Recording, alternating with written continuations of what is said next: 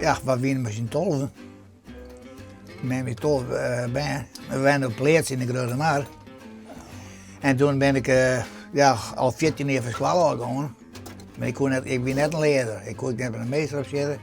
En toen ben ik hier bij Wit Stalsma, bij de fietsenmaker. Ja. En toen kwamen die auto's, de Trabant en Simca's en die. En zo ben we is opgegroeid. Fietsen en auto's.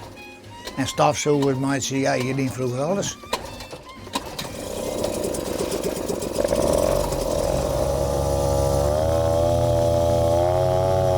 Dit heel handig bedacht. Ja, inderdaad.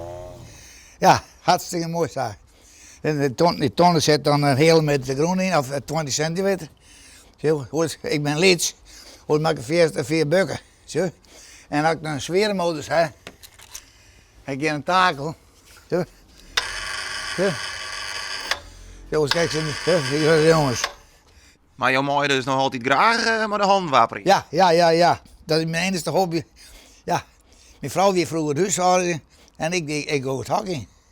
Wat heb je hier? Nou ja, dit is mijn verzamelplak. Zo. Wat net maken worden kan, dat komt hier. Nou ja, hier heb ik nog een paar oude zolen gestaan. Hier heb ik nog een oude Java. Dat is mijn laatste motor geweest. Mijn eerste motor was een Harley Davidson. Ja, dat is Tom actief verkocht. Ja, je er spiet van? Ja, maar die hier nou samen 20.000 worden geweest. Zo'n ding. Die heb ik toen met dronken kont in Grijns verkocht, het meeste automerk. Dan kon je dan ook wel zien. En wat kreeg je er doel voor? Nou, ik gewoon groene. En wat drank. En dan kwam ziek thuis.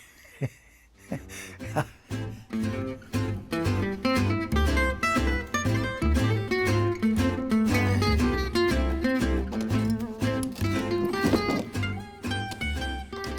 En hoe oud ben je jou? 82.